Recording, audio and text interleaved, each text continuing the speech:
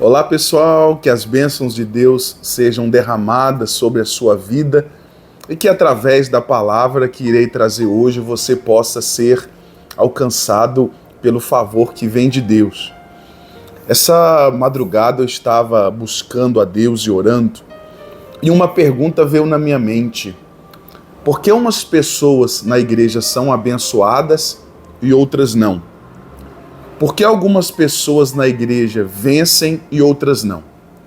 Essa é uma pergunta que ela tem uma resposta simples, mas não é uma resposta que todos aceitam. Porque a verdade é que todo mundo acredita que merece ser abençoado.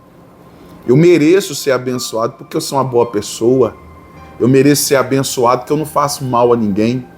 Eu mereço ser abençoado porque eu creio em Deus. Eu mereço ser abençoado porque eu já sofri muito na vida. Eu já passei por muita coisa ruim na vida e está na hora de passar coisas boas. Esse tipo de pensamento só faz ficar mais evidente quem são aqueles que são abençoados daqueles que ainda não alcançaram o favor divino. Deus não tem filhos favoritos. Deus não tem filhos prediletos. Não existe uma igreja mais próxima de Deus do que a outra. O que acontece é justamente que tem pessoas que conhecem a palavra e se entregam à palavra, e outros conhecem a igreja e se entregam à igreja. Ué, bispo, não é a mesma coisa? Não.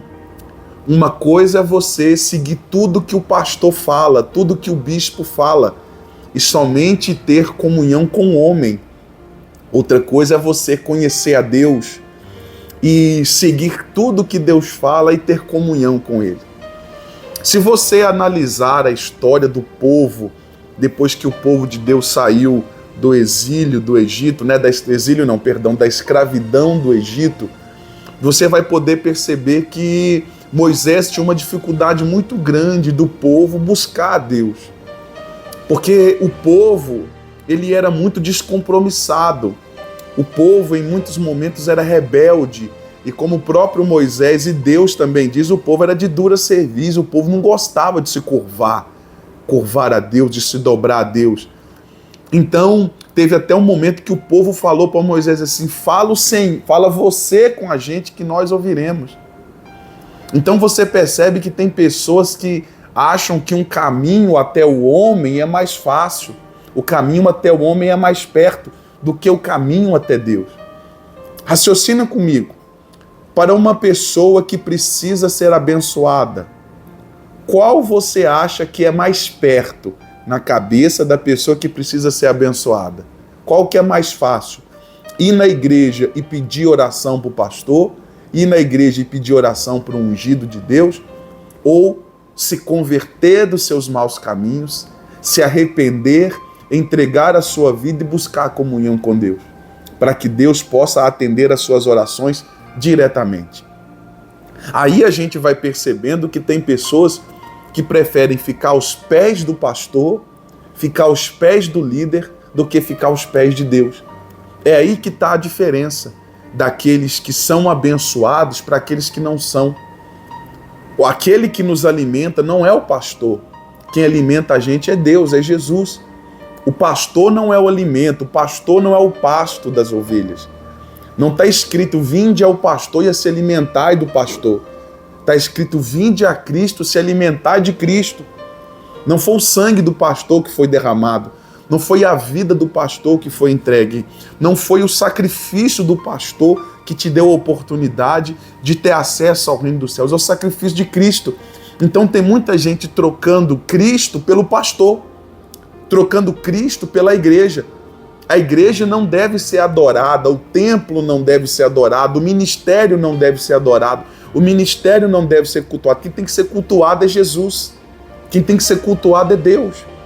Então, quando a gente tem esse entendimento, a gente passa a cumprir e seguir o primeiro mandamento, que é amar a Deus acima de todas as coisas. Não, bispo, eu amo a Deus acima de todas as coisas, então coloque Ele acima de todas as coisas.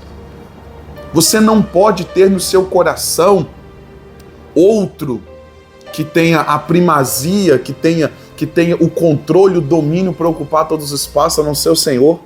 Porque o que vai fazer eu e você ou qualquer pessoa ter uma vida abençoada é se a gente aprender a se prostrar aos pés de Cristo, a buscar Cristo. Existe até uma profecia que haverá um dia que todo joelho se dobrará, que toda língua confessará que Jesus Cristo é o Senhor. Então hoje eu escolhi dobrar os meus joelhos diante do Senhor e com a minha boca confessar que Jesus Cristo é o Senhor. E esse é o meu conselho também para você. A bênção de Deus vai estar na sua vida quando você começar a buscar Ele acima de todas as coisas. Você começar a buscar a Deus em primeiro lugar.